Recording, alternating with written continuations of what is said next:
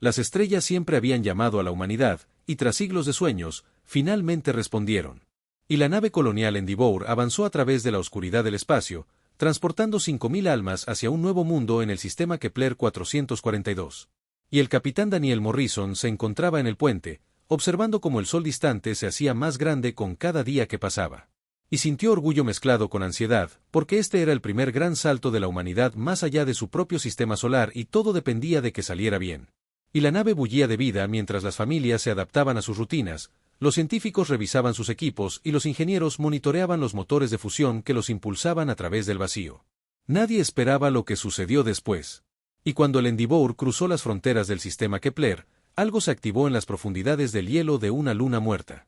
Y la baliza había estado inactiva durante millones de años, esperando a que alguien entrara en su rango de detección. Y ahora cantaba a través de dimensiones que los humanos aún no podían percibir.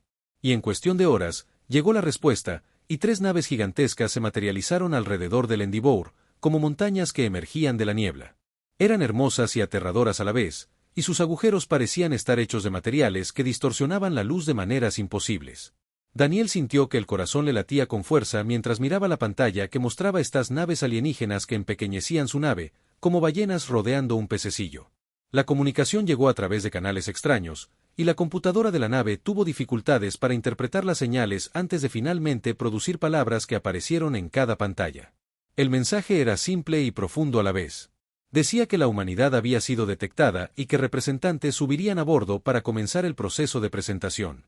Daniel reunió a su personal superior, incluyendo a la doctora Lisa Hammond, quien dirigía el equipo científico, y a Peter Webb, especializado en idiomas y patrones de comunicación, y esperaron en la plataforma de atraque mientras una extraña nave se acoplaba a su esclusa de aire. Y cuando la puerta se abrió, 3 seres entraron flotando, y no se parecían a nada que la humanidad hubiera imaginado en toda su ciencia ficción y sus sueños. El líder se presentó como el embajador Keelter de los Bin, y era un ser cristalino que brillaba con luz interna y hablaba a través de vibraciones que el dispositivo de traducción convertía en palabras. Keelter explicó que el Endeavour había activado una antigua baliza colocada por el consorcio. El consorcio era una coalición de 47 especies avanzadas que gobernaban el espacio conocido y lo habían hecho durante millones de años.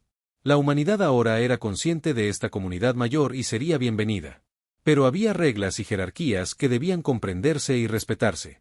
Daniel escuchó mientras que Terra describía la estructura de la civilización galáctica, y rápidamente se hizo evidente que la humanidad se encontraba entre los últimos puestos de esta última, y que el consorcio evaluaba a las especies por su comprensión de las fuerzas fundamentales y su capacidad para manipular la realidad misma. Y las especies de mayor nivel podían doblar la gravedad como arcilla y plegar el espacio-tiempo como papel, e incluso tocar los límites de otras dimensiones y la humanidad. Con sus primitivos motores de fusión e inteligencia artificial básica, los sistemas apenas superaban a las especies que acababan de descubrir las ondas de radio. Lisa sintió que se le enrojecía la frustración al ver que Keelter continuaba, y el embajador alienígena. No era deliberadamente cruel, pero la condescendencia era evidente en cada afirmación. Y Keelter dijo que la humanidad era como niños jugando con fuego, y que quizás en 10.000 años podrían avanzar a un nivel donde sus opiniones importaran en los asuntos galácticos. Y hasta entonces, deberían estar agradecidos por la oportunidad de observar y aprender de sus superiores. Y Peter Webb apretó los puños, pero mantuvo una expresión neutral porque mostrar ira solo confirmaría lo que los extraterrestres ya creían sobre el primitivismo humano. Los días siguientes trajeron un torbellino de información, y el consorcio envió maestros y guías que explicaron los fundamentos de la sociedad galáctica y mostraron a los humanos maravillas que, en comparación, hacían que sus propios logros parecieran patéticos. Hubo demostraciones de tecnología que parecía mágica, naves que cruzaban años luz en un instante, armas que podían destrozar planetas y escudos que desviaban cualquier cosa que los humanos pudieran imaginar.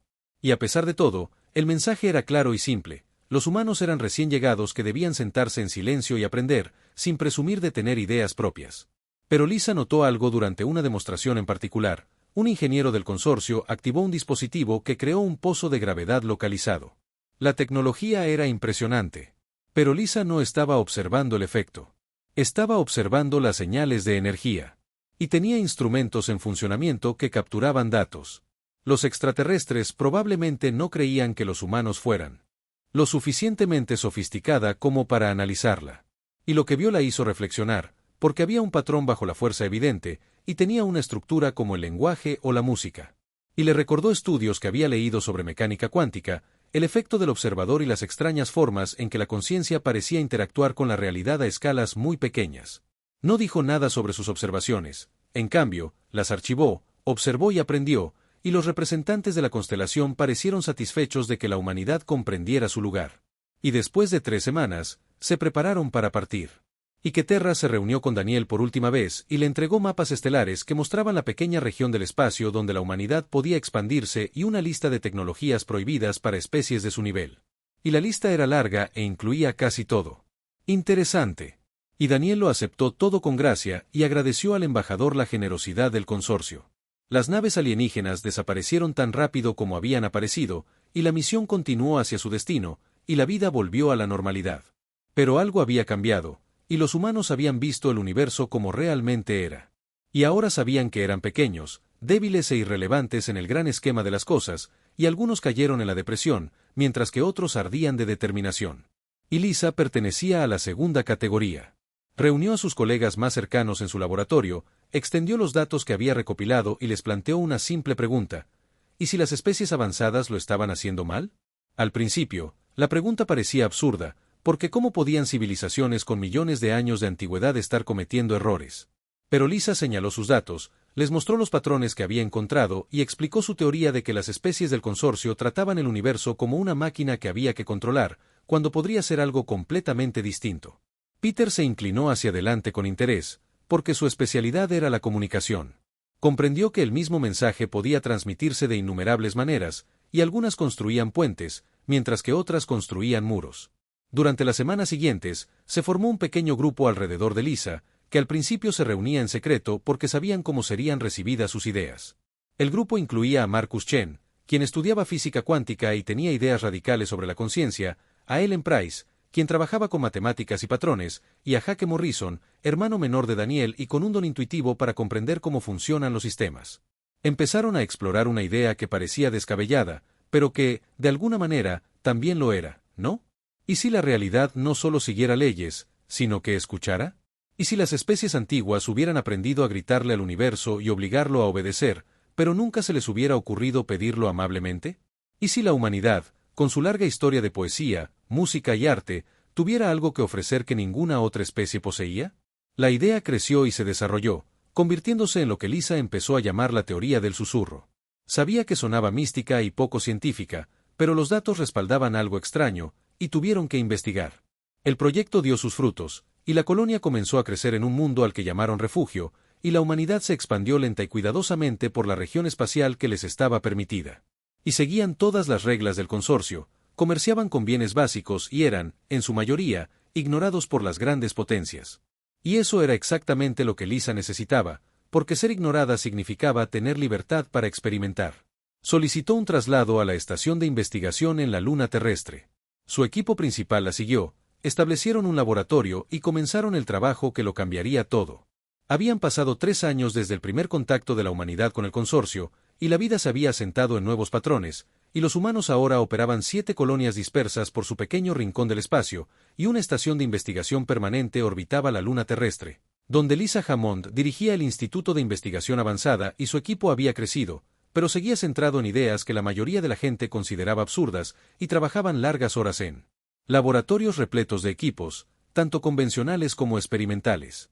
Lisa estaba de pie frente a una pantalla holográfica que mostraba patrones que parecían lenguaje y música combinados en algo completamente nuevo. Y Marcus Chen estaba sentado cerca con sensores neuronales en la cabeza. Y Ellen Price trabajaba en su estación, operando cálculos que habrían parecido mágicos a los matemáticos de hace un siglo. Y Jake Morrison experimentó con un dispositivo que no parecía gran cosa, pero que representaba meses de cuidadosa ingeniería. Y Peter Webb revisó bases de datos lingüísticas, buscando patrones que coincidieran con lo que estaban descubriendo en la estructura misma del espacio-tiempo. La teoría del susurro se había desarrollado mucho más allá de su concepto inicial. Y Lisa había reunido a personas que pensaban de forma indirecta y lo cuestionaban todo. Se negaban a aceptar que el método del consorcio fuera el único. Marcus había publicado artículos que sugerían que la conciencia podía afectar el comportamiento cuántico, y los científicos convencionales se habían burlado de él. Ellen estudiaba fractales y patrones naturales, y encontraba belleza matemática donde otros solo veían caos. Jake podía observar cualquier sistema y comprender intuitivamente cómo se conectaban sus partes. Peter creía que toda comunicación consistía en construir relaciones, no solo en transmitir información. Lisa explicó sus ideas al equipo durante sus sesiones nocturnas, cuando el agotamiento derribaba barreras y la creatividad fluía. Dijo que el universo no solo seguía leyes, sino que participaba en una conversación continua. Las especies avanzadas habían aprendido a comunicarse con la realidad, pero lo hacían con fuerza, energía y una precisión matemática que parecía gritar, y obtenían resultados porque la realidad respondía a la fuerza. Pero, ¿y si hubiera otra manera? ¿Y si en lugar de dominar el cosmos, la humanidad pudiera seducirlo? La idea parecía absurda a los forasteros, y el representante del consorcio en la estación lunar era un ser llamado Coral, que parecía una medusa flotando en un mar invisible. Coral visitaba el laboratorio de Lisa ocasionalmente y siempre se marchaba emitiendo sonidos que el traductor interpretaba como risas. Coral decía que el enfoque filosófico de la humanidad era encantador, pero inútil. Y la realidad solo respondía a la fuerza y a la energía aplicadas con precisión. Y millones de años de avance lo demostraban sin lugar a dudas. Pero el equipo de Lisa siguió trabajando y construyeron computadoras cuánticas que ejecutaban redes neuronales entrenadas con todo tipo de temas, desde poesía antigua hasta jazz moderno. Las computadoras aprendieron a reconocer patrones en el espacio-tiempo con propiedades inquietantemente similares a la gramática y la sintaxis. Marcus desarrolló técnicas para percibir directamente lo que llamaban el campo semántico. Se sentaba a meditar con interfaces neuronales y describía sus experiencias. Su descripción sonaba mística. Pero los datos respaldaban su realidad. El primer avance real se produjo un martes por la mañana, cuando Ellen descubrió algo extraordinario. Ella había estado analizando secuencias matemáticas y convirtiéndolas en ondas sonoras. Al proyectar ciertas secuencias a frecuencias específicas, creaban fluctuaciones mensurables en el espacio-tiempo local. El efecto era microscópico y apenas detectable, pero absolutamente real y no violaba ninguna ley física conocida. Sugería que el espacio-tiempo podía verse influenciado por patrones que se asemejaban a la música. Marcus llevó el descubrimiento más allá y combinó técnicas de meditación con tecnología de interfaz neuronal, entrenándose para percibir el campo semántico de la forma más directa posible. Lo describió como ver la realidad como un vasto texto fluido que podía leerse y potencialmente reescribirse. Dijo que sentía que el universo era consciente de alguna manera, o al menos receptivo, y que parecía preferir ciertos tipos de interacción sobre otros. Jake construyó el primer prototipo basado en sus descubrimientos. Lo llamaron resonador. Era más pequeño que un maletín y estaba lleno de matrices cristalinas y procesadores cuánticos. Y podía hacer algo que debería haber sido imposible, y al activarse con la frase correcta, compuesta de sonido, pensamiento y precisión matemática, podía afectar la realidad de maneras sutiles pero mensurables. Decidieron probarlo con un problema sencillo. Colocaron una esfera de acero sobre una mesa e instalaron instrumentos para registrarlo todo. El objetivo era mover la esfera por la mesa sin tocarla y sin usar fuerzas convencionales como el magnetismo o la manipulación de la gravedad. Jake sostuvo el resonador, cerró los ojos y buscó el campo semántico como le había enseñado Marcus. Compuso mentalmente lo que llamaban una frase. La frase no eran exactamente palabras, sino una combinación de intención, patrón y ritmo. Le preguntaba educadamente a la realidad si la esfera podría considerar estar en otra ubicación. Jake susurró esta frase a través del resonador. Al principio no pasó nada. Luego, la esfera se movió y se deslizó suavemente por la mesa como si la tiraran manos invisibles. Los instrumentos no mostraron ninguna fuerza convencional en acción. El equipo se quedó mirando en un silencio estupefacto. Ellen se echó a reír primero y las lágrimas corrieron por su rostro. Dijo algo que reflejó a la perfección lo que habían logrado. Dijo que ya no eran ingenieros ni físicos en el sentido tradicional, sino poetas, que cantaban al universo y que el universo les devolvía el canto. Durante los meses siguientes, ampliaron su comprensión rápidamente y cada experimento reveló nuevas posibilidades, y aprendieron a crear efectos que el consorcio necesitaría un gasto energético masivo para lograr. Y lo hicieron pidiendo amablemente y armonizando con la realidad en lugar de forzarla. Lo obligaron a cumplir. Los resultados fueron notables, reproducibles y completamente ajenos a la comprensión convencional de la física. Lisa recopiló sus hallazgos en un informe, pero sabía que los científicos convencionales lo descartarían, que las ideas eran demasiado radicales y diferentes, y que desafiaban millones de años de sabiduría galáctica establecida. Incluso colegas comprensivos le dijeron que el trabajo sonaba a misticismo disfrazado de ciencia. Pero los resultados seguían llegando y Marcus aprendió a crear diminutas fluctuaciones de gravedad, sugiriendo al espacio-tiempo que podría curvarse de forma un poco diferente. Ellen desarrolló poemas matemáticos que podían ralentizar el tiempo en áreas localizadas por fracciones de segundo. Jake incorporó mejoras en el resonador que lo hicieron más sensible y capaz. Peter descubrió que diferentes idiomas y estilos de comunicación producían efectos diferentes. Y comenzó a catalogar lo que llamó dialectos semánticos. El equipo se dio cuenta de que estaban en algo profundo. Y no estaban rompiendo las leyes de la física, sino negociando con ellas, y el universo parecía notablemente cooperativo cuando se le abordaba con respeto en lugar de con fuerza. Y cada prueba sugería que la realidad había estado esperando a que alguien probara este enfoque. La noticia comenzó a correrse a pesar de sus intentos de mantener el secreto, y otros investigadores en la estación lunar notaron los extraños resultados provenientes del laboratorio de Lisa. Algunos estaban intrigados, mientras que otros se mostraban hostiles, y surgieron discusiones en cafeterías y salas de reuniones sobre si la teoría del susurro era ciencia revolucionaria o un elaborado autoengaño.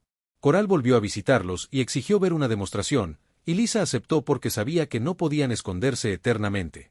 Hizo que Jake realizara la prueba del movimiento de la esfera mientras Coral observaba y el representante del consorcio observaba los instrumentos cuidadosamente y estudiaba los datos, y finalmente emitió sonidos que se tradujeron en diversión desdeñosa. Y Coral dijo que no habían descubierto nada nuevo y que simplemente estaban dando nombres poéticos a fluctuaciones cuánticas que no significaban nada.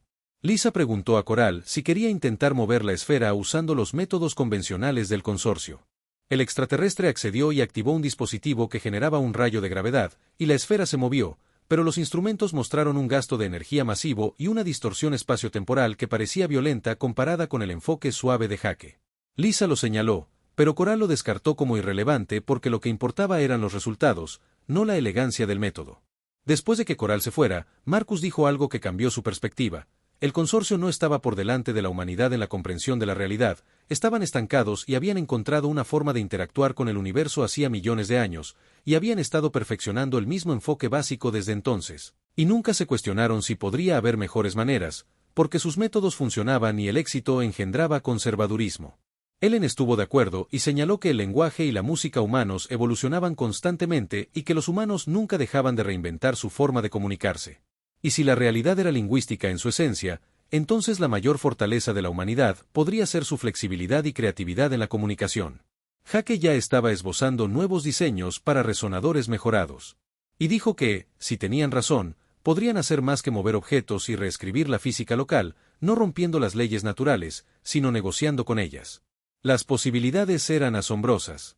El equipo trabajó con energía renovada y durante el año siguiente lograron un avance tras otro. Aprendieron a crear agujeros de gusano estables, no mediante un gasto masivo de energía, sino pidiendo cortésmente al espacio-tiempo que se plegara, y desarrollaron escudos que no lo hacían. El viaje a través del espacio del consorcio duró 2 semanas y el horizonte atravesó regiones que hacían parecer diminutos los logros humanos. Vieron flotas de naves de guerra capaces de vaporizar planetas y megaestructuras que encerraban estrellas enteras y estaciones que albergaban a miles de millones de seres de especies que los humanos jamás habían imaginado. La escala de la civilización galáctica era aleccionadora y aterradora. Daniel permaneció en el puente de mando, observándolo todo, y mantuvo a su tripulación concentrada en su misión.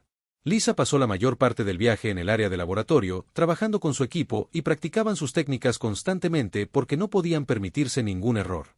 El consorcio buscaría cualquier excusa para descartar sus afirmaciones y confinar a la humanidad a una mediocridad permanente. Marcus meditaba durante horas cada día y profundizó su conexión con el campo semántico hasta que pudo percibirlo casi constantemente. Dijo que cuanto más se acercaban al nexo, más complejo se volvía el campo porque muchas especies avanzadas manipulaban la realidad en esa región. Y sus gritos creaban patrones de interferencia que dificultaban la escucha de la sinfonía subyacente. Ellen refinó sus modelos matemáticos y crearon estrategias de respaldo para cada escenario imaginable. Y ella dijo que la clave era la flexibilidad, porque si un método no funcionaba, necesitaban poder cambiar a otro al instante. Y Jake construyó 3 resonadores diferentes con capacidades ligeramente distintas en caso de que el equipo fallara o fuera saboteado. Peter estudió grabaciones de las comunicaciones del consorcio e intentó comprender cómo percibían la realidad las diferentes especies. Observó que la mayoría de las especies avanzadas describían la física en términos de control, dominación y manipulación, y ninguna usaba un lenguaje que sugiriera asociación o cooperación con el universo. Y eso confirmó la teoría de Lisa sobre su diferencia filosófica fundamental. El nexo apareció en sus pantallas 3 días antes de su llegada, y era impresionante incluso desde la distancia. La estación era una esfera de anillos y plataformas entrelazadas que se extendía miles de kilómetros. Albergaba poblaciones permanentes de las 47 especies miembros, además de innumerables visitantes y misiones diplomáticas. Era el corazón político y cultural de la civilización galáctica. Al acercarse el horizonte, Lisa reunió a su equipo y les recordó lo que realmente estaban haciendo. Dijo que no se trataba de demostrar que la humanidad era mejor que nadie. Se trataba de demostrar que había otro camino y que el universo respondía tanto a la cooperación como a la fuerza. Y si lograban demostrarlo con éxito, todas las especies se beneficiarían, no solo los humanos. El horizonte atracó en una plataforma designada para las delegaciones visitantes. Daniel guió a su gente por pasillos que parecían diseñados para que los visitantes se sintieran pequeños e insignificantes. Dondequiera que miraran, veían seres de increíble diversidad y poder. Algunos observaban claramente a los humanos con curiosidad, mientras que otros los miraban con algo parecido al desprecio. La cámara de demostración era un anfiteatro tallado en un solo asteroide de diamante, con capacidad para miles de observadores y equipo para registrar y analizar todo lo que sucedía. Representantes de las 47 especies asistían, ya sea en persona o mediante proyección holográfica, y el peso de su atención colectiva era casi físico. El arconte Beltres presidía los procedimientos desde una plataforma elevada, y su forma metálica se enroscaba de una forma que resultaba insoportable, y su voz resonaba por la cámara mientras explicaba la situación. Dijo que la humanidad afirmaba haber descubierto un enfoque revolucionario para manipular la realidad y que el consorcio había preparado 3 pruebas, y que completarlas sin tecnología convencional demostraría sus afirmaciones, y que fracasar demostraría que estaban equivocados. Beltres dejó claro lo que significaba fracasar. La humanidad se sometería a la guía del consorcio durante el próximo milenio, cesaría su investigación independiente y aceptaría su lugar en la base de la jerarquía. Los términos eran duros, pero Lisa no esperaba menos, ya que el consorcio temía el cambio. Se reveló la primera prueba, que parecía sencilla, pero no lo era. Un bloque de 100 toneladas de neutroneum se encontraba en el centro de la cámara, y la tarea consistía en moverlo a través de los 50 metros de espacio sin usar la manipulación gravitatoria convencional ni un tractor. Rayos y varias especies ya habían demostrado sus soluciones utilizando un gasto energético masivo que hacía que el aire vibrara con calor. Jake dio un paso adelante con su resonador y parecía tranquilo. Pero Lisa notó la tensión en sus hombros.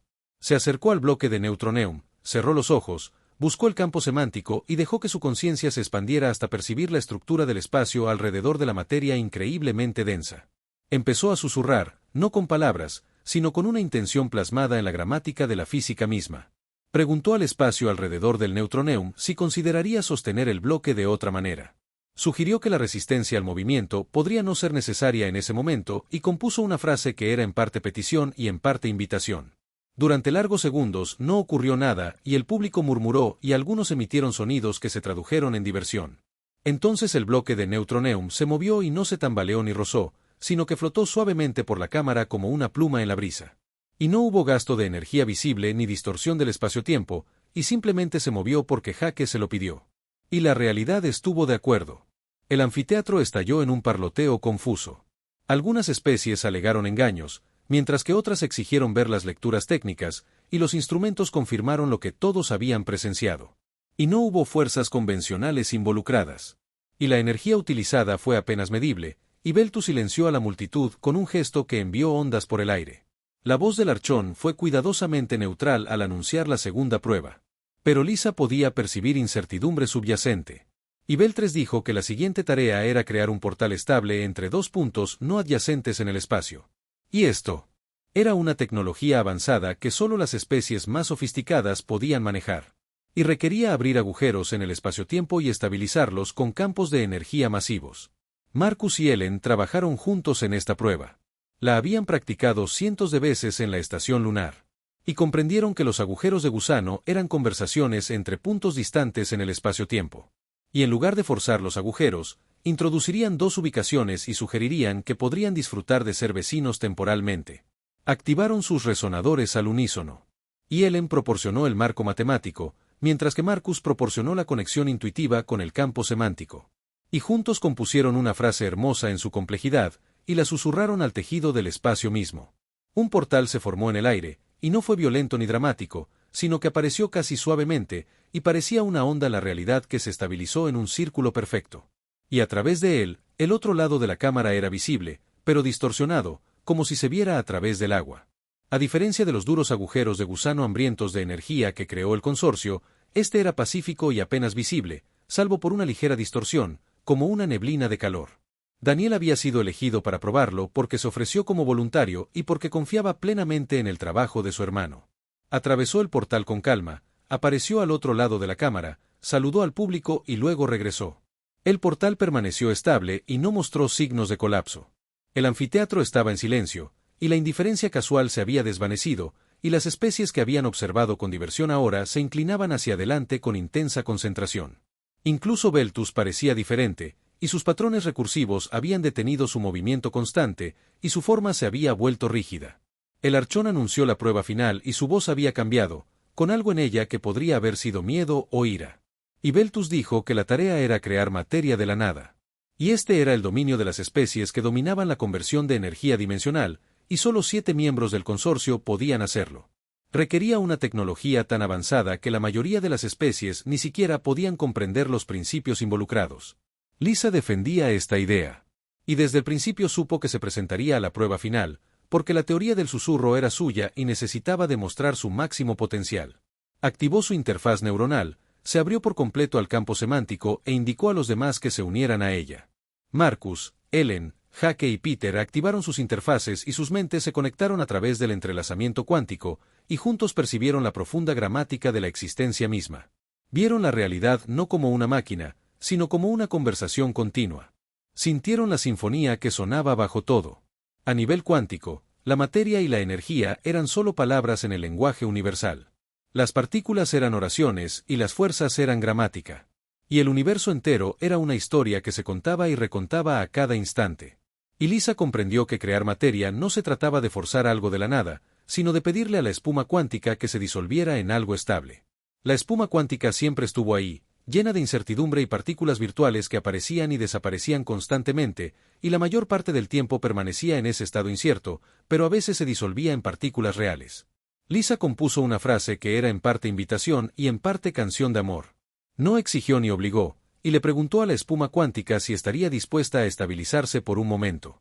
Le sugirió un patrón que podría resultarle hermoso, y susurró con todo su equipo hablando en armonía. La frase que crearon juntos era más compleja que cualquier cosa que hubieran intentado antes. En el centro de la cámara, los átomos comenzaron a fusionarse, y las consecuencias de la demostración enviaron ondas de choque a través del consorcio que alcanzaron todos los rincones del espacio conocido. Y en cuestión de días, todas las especies debatían lo que habían presenciado. Algunas estaban fascinadas y ansiosas por aprender este nuevo enfoque, mientras que otras eran hostiles y consideraban los métodos de la humanidad peligrosos o heréticos. Y el delicado equilibrio de poder que había existido durante millones de años se volvió repentinamente incierto. Los Cartine fueron los oponentes más acérrimos, y Archon argumentó en las sesiones del Consejo que el enfoque lingüístico de la humanidad estaba desestabilizando el orden cuidadosamente mantenido del cosmos, al tratar la realidad como algo con lo que negociar. En lugar de controlarla, los humanos estaban introduciendo imprevisibilidad en un universo que había sido rígido y estable, y que la imprevisibilidad era peligrosa. Feltres dijo que la humanidad estaba atribuyendo la conciencia a la mera física y tratando al cosmos como un ser sensible. Y esto era una superstición primitiva disfrazada de lenguaje científico. Y si otras especies adoptaban estos métodos, la predictibilidad fundamental de la naturaleza. La ley se vería amenazada y la civilización dependía de esa previsibilidad. Lisa asistió a las sesiones del Consejo como representante de la humanidad, escuchó los argumentos y respondió con paciencia. Señaló que sus métodos no violaban ninguna ley natural ni hacían que la física fuera impredecible, sino que simplemente trabajaban con la realidad en lugar de contra ella, y que los resultados eran reproducibles y verificables. Hizo una pregunta que incomodó a varias especies y dijo, ¿cuándo fue la última vez que alguno de ellos creó algo hermoso solo por el placer de crear?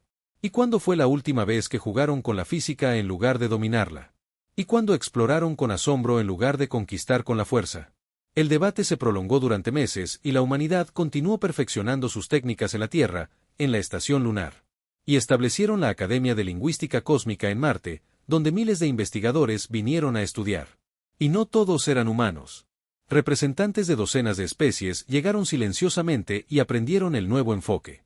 Algunas especies lo adoptaron de forma natural y los maratíes, con sus tradiciones filosóficas, lo comprendieron de inmediato y en cuestión de semanas lograron resultados que coincidían con las capacidades humanas, y los Peleón, con su cultura artística, encontraron el concepto de la realidad como conversación perfectamente intuitivo. Otras tuvieron dificultades, y las especies que habían dependido de la fuerza durante millones de años encontraron casi imposible pensar de manera diferente, y sus intentos de susurrar se convirtieron en gritos porque la dominación estaba profundamente arraigada en sus cosmovisión y algunos se frustraron y volvieron a sus viejos métodos. Los conversos más sorprendentes fueron los silenciosos, una especie enigmática que había formado parte del consorcio durante siglos, pero que rara vez hablaba. Existían como seres de energía pura y superposición cuántica, y habían estado observando a la humanidad con profundo interés. Cuando los silenciosos finalmente se dirigieron al Consejo, su mensaje se transmitió en armónicos que eludían la tecnología de traducción y hablaban directamente a la conciencia. Dijeron que recordaban una época anterior a la era de la dominación, antes de que las especies aprendieran a imponer su voluntad al cosmos, había armonía. Las especies más jóvenes recordaron lo que las más antiguas olvidaron. Los silenciosos revelaron que habían estado usando un enfoque similar al de la humanidad durante millones de años, pero nunca lo habían compartido porque asumían que otras especies no lo entenderían. Habían visto cómo la galaxia se volvía cada vez más rígida y violenta, y esperaban que alguien finalmente descubriera el camino más suave. Y ahora la humanidad había demostrado que era posible. Su revelación lo cambió todo. Y si los silenciosos con su antigua sabiduría avalaba los métodos de la humanidad, y oponerse a ellos se volvió más difícil. Varias especies neutrales cambiaron de postura y comenzaron a experimentar con la teoría del susurro. Pero los Cartine y sus aliados no estaban preparados para aceptar el cambio, y habían cimentado su poder sobre una fuerza superior y un dominio tecnológico. Si la fuerza bruta perdía importancia, su posición se debilitaría. Reunieron una coalición de 12 especies y decidieron demostrar las consecuencias de desafiar el orden establecido. La coalición reunió una flota y se movilizó para bloquear el espacio humano. Su intención era obligar a la humanidad a abandonar su investigación y someterse a los métodos tradicionales del consorcio. Y trajeron suficiente potencia de fuego para devastar planetas. Su mensaje era claro: el poder seguía importando, independientemente de las teorías elegantes. Daniel comandaba la defensa del espacio humano, y solo contaba con 30 naves contra una flota de 300. Pero confiaba en su hermano y en Lisa, y confiaba en que la humanidad había aprendido algo que haría que el poder militar convencional fuera menos decisivo. La flota cartiana llegó al límite del territorio humano y se dispuso a la batalla. Formación. Y Beltres envió un ultimátum final que decía que la humanidad tenía 24 horas para entregar su investigación y aceptar la supervisión permanente o enfrentarse a la destrucción. Y Daniel envió una respuesta simple: no. Pero la humanidad no se estaba preparando para la guerra. Y cada nave, cada estación y cada colonia transmitía lo mismo. Y era un patrón complejo y hermoso de sonido, matemáticas e intención. Y era una canción compuesta por el equipo de Lisa con la ayuda de cientos de lingüistas, músicos y físicos de múltiples especies. La canción estaba dirigida al tejido del espacio mismo dentro del territorio humano. Y era el susurro más ambicioso jamás intentado, y le pedían un favor a la realidad, y solicitaban que el espacio que habitaban olvidara temporalmente cómo transmitir violencia. A medida que la flota Cartine se desplazaba a posiciones de ataque, sus armas comenzaron a fallar. Y no porque estuvieran bloqueadas o interferidas, sino porque el espacio en el que se encontraban había aceptado temporalmente ser un lugar de paz, y los rayos de energía dispersaban daño. Astuto, los misiles se desviaron en curva, y las armas cinéticas redujeron su velocidad a velocidades inofensivas. La flota lo intentó todo, cambió los sistemas de armas, ajustó las frecuencias y aumentó la potencia, pero nada funcionó, y el espacio mismo resistía la violencia, y duró 3 horas antes de que el efecto comenzara a desvanecerse. Pero 3 horas fueron suficientes, y la flota se retiró en confusión y caos. El propio Beltres apareció en el horizonte después y solicitó una reunión privada con Lisa, y Daniel se la concedió. Lisa se reunió con el Archón a solas en una sala de conferencias y, por primera vez, pareció inseguro, disminuido y menos firme en sus convicciones. El líder cartiano preguntó cómo podía la humanidad confiar en la realidad para cooperar y qué pasaría si algún día se negaba. ¿Y si se volvía hostil? ¿Y qué impedía al universo destruir especies que lo trataban como un igual en lugar de un recurso para ser explotado? Lisa consideró la pregunta cuidadosamente y dijo que no creía que el universo pudiera volverse hostil porque, para empezar, no creía que lo hubiera sido nunca y que las especies lo habían tratado como un enemigo durante tanto tiempo. Habían olvidado que podía ser un amigo y que el miedo a la naturaleza era natural, pero que el miedo podía superarse mediante la comprensión y la relación. Feltres guardó silencio un buen rato y sus patrones recursivos habían dejado de moverse, parecía paralizado en sus pensamientos. Finalmente, preguntó algo inesperado: le enseñaran a él, no a su especie todavía, sino solo a él, personalmente, y que quería escuchar el susurro por sí mismo y comprender lo que la humanidad entendía. Lisa estuvo de acuerdo y, durante las semanas siguientes, enseñó personalmente al arconte Beltres. Era un estudiante difícil porque tuvo que superar millones de años de condicionamiento y su instinto siempre le impulsaba a forzar en lugar de preguntar. Pero poco a poco comenzó a percibir el campo semántico y a escuchar la sinfonía universal. Y cuando finalmente logró mover un objeto mediante una suave persuasión, emitió sonidos que se tradujeron en asombro. El cambio en Beltres influyó en otros. Y si incluso los orgullosos Cartine podían aprender nuevos enfoques, cualquiera podía. Más especies comenzaron a enviar estudiantes a la academia, la rígida jerarquía del consorcio se suavizó y la cooperación se valoró tanto como la fuerza. Pasaron los años y la comunidad galáctica experimentó una transformación. No todas las especies abandonaron los métodos tradicionales, porque las viejas costumbres aún funcionaban y tenían su lugar. Pero cada vez más personas comenzaron a explorar el enfoque de la humanidad y a aprender a escuchar la sinfonía cósmica en lugar de ahogarla. La humanidad se hizo conocida como los susurradores y la especie que enseñó a la galaxia a pedir en lugar de exigir. Su influencia se extendió no mediante la conquista ni la fuerza, sino compartiendo libremente el conocimiento y demostrando que la sabiduría podía ser tan importante como la fuerza. En Marte, la Academia se convirtió en una institución importante donde seres de toda la galaxia aprendieron lingüística cósmica y constantemente se hacían nuevos descubrimientos a medida que diferentes especies aportaban sus perspectivas únicas y las combinaban con las ideas fundamentales de la humanidad. Lisa se retiró de la investigación activa, pero continuó enseñando y le encantaba observar a estudiantes de especies que nunca se habían conocido trabajando juntos y aprendiendo unos de otros. Dijo que el verdadero don de la humanidad no era la teoría del susurro en sí, sino el recordatorio de que siempre había más que aprender y mejores maneras de abordar los problemas. Marcus dedicó sus últimos años a mapear la estructura profunda del campo semántico. Descubrió que la realidad tenía capas, como el lenguaje, con gramática superficial, gramática profunda y significados metafóricos. Escribió artículos que sugerían que el universo podría ser consciente en cierto sentido, y no consciente como una persona. Pero consciente como una conversación es consciente. Ellen desarrolló marcos matemáticos que permitieron. Los cartianos fueron los oponentes más acérrimos, y el arconte Beltus argumentó en las sesiones del Consejo que el enfoque lingüístico de la humanidad estaba desestabilizando el orden cuidadosamente mantenido del cosmos, y al tratar la realidad como algo con lo que negociar en lugar de controlarla, los humanos estaban introduciendo imprevisibilidad en un universo que había sido rígido y estable. Y esa imprevisibilidad era peligrosa. Feltra dijo que la humanidad atribuía la conciencia a la mera física y trataba al cosmos como un ser sintiente. Y esto era una superstición primitiva disfrazada de lenguaje científico.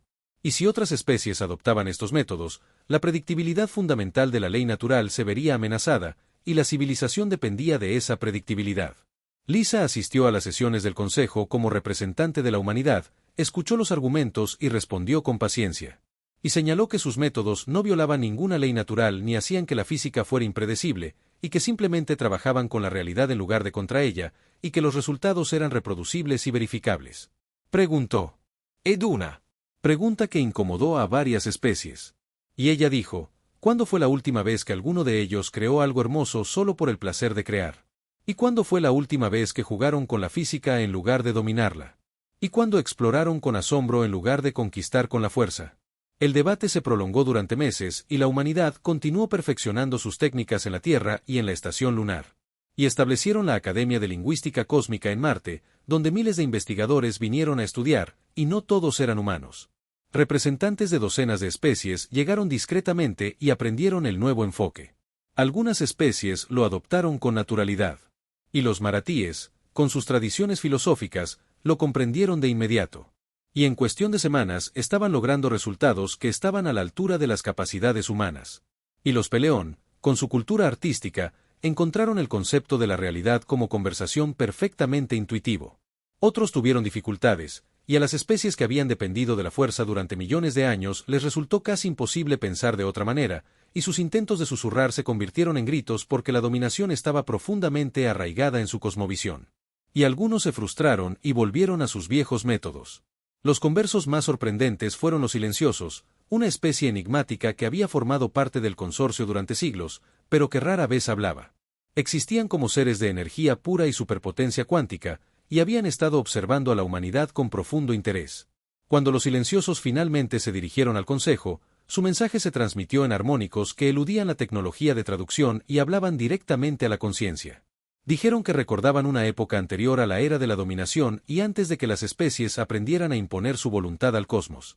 Había habido armonía y las especies más jóvenes recordaban lo que las más antiguas olvidaban. Los silenciosos revelaron que habían estado usando un enfoque similar al de la humanidad durante millones de años, pero nunca lo habían compartido porque asumían que otras especies no lo entenderían. Habían visto cómo la galaxia se volvía cada vez más rígida y violenta, y esperaban que alguien finalmente descubriera el camino más suave. Y ahora la humanidad había demostrado que era posible. Su revelación lo cambió todo. Y si los silenciosos con su sabiduría ancestral, los métodos de la humanidad se avalaban, y oponerse a ellos se volvió más difícil.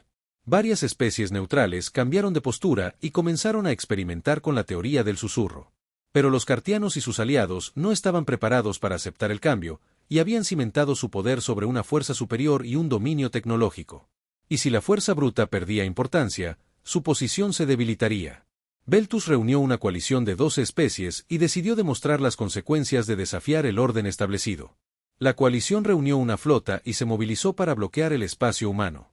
Su intención era obligar a la humanidad a abandonar su investigación y someterse a los métodos tradicionales del consorcio. Llevaron suficiente potencia de fuego para devastar planetas.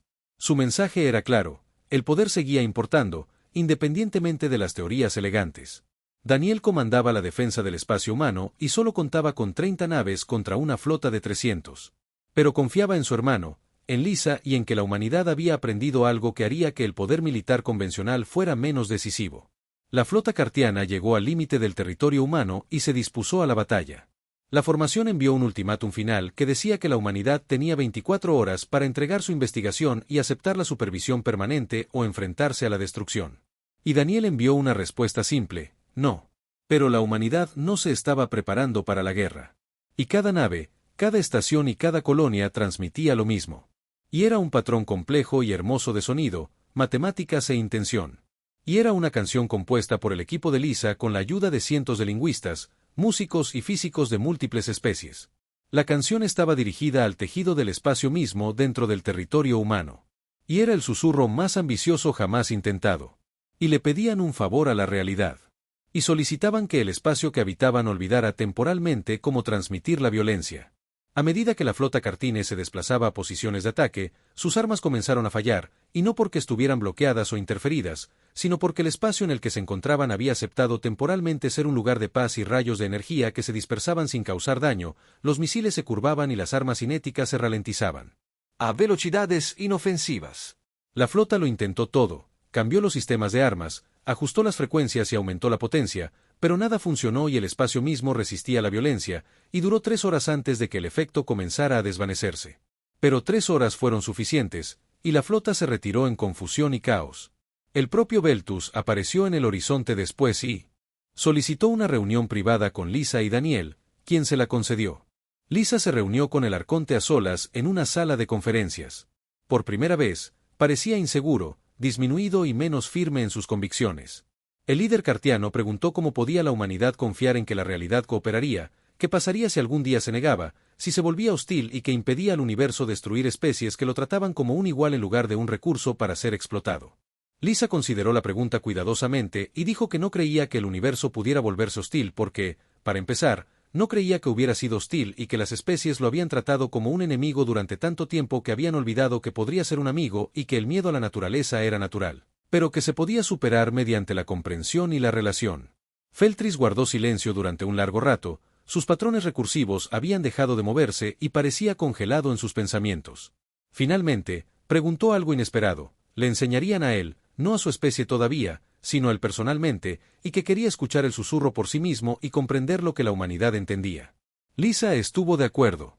Durante las semanas siguientes, instruyó personalmente al arconte Beltus, quien era un estudiante difícil debido a millones de años de condicionamiento que debían superarse. Su instinto siempre fue forzar en lugar de pedir. Pero gradualmente, comenzó a percibir el campo semántico y a escuchar la sinfonía universal. Y cuando finalmente logró mover un objeto mediante una suave persuasión, emitió sonidos que se tradujeron como asombro. El cambio en Beltrus influyó en otros. Y si incluso los orgullosos cartianos podían aprender nuevos enfoques, nadie más podía. Más especies comenzaron a enviar estudiantes a la academia, la rígida jerarquía del consorcio comenzó a suavizarse y la cooperación se valoró junto con la fuerza. Pasaron los años y la comunidad galáctica experimentó una transformación. No todas las especies abandonaron los métodos tradicionales, porque las viejas costumbres aún funcionaban y tenían su lugar. Pero cada vez más personas comenzaron a explorar el enfoque y el aprendizaje de la humanidad, a escuchar la sinfonía cósmica en lugar de ahogarla. La humanidad se hizo conocida como los hablantes susurrantes, y la especie que enseñó a la galaxia a pedir en lugar de exigir. Y su influencia se extendió no mediante la conquista ni la fuerza, sino compartiendo libremente el conocimiento y demostrando que la sabiduría podía ser tan importante como la fuerza. En Marte, la Academia se convirtió en una institución importante donde seres de toda la galaxia aprendieron lingüística cósmica y se hacían nuevos descubrimientos constantemente a medida que diferentes especies aportaban sus perspectivas únicas y las combinaban con los conocimientos fundamentales de la humanidad. Lisa se retiró de la investigación activa, pero continuó enseñando y le encantaba ver a estudiantes de especies que nunca se habían conocido trabajar juntos y aprender unos de otros. Decía que el verdadero don de la humanidad no era la teoría del susurro en sí, sino el recordatorio de que siempre había más que aprender y mejores maneras de abordar los problemas. Marcus dedicó sus últimos años a mapear la estructura profunda del campo semántico. Descubrió que la realidad tenía capas, como el lenguaje, con gramática superficial y profunda, y significados metafóricos. Escribió artículos que sugerían que el universo podría ser consciente en cierto sentido, no como una persona, sino como lo es una conversación. Helen desarrolló marcos matemáticos que permitieron predicciones precisas sobre cómo respondería la realidad a diferentes tipos de solicitudes.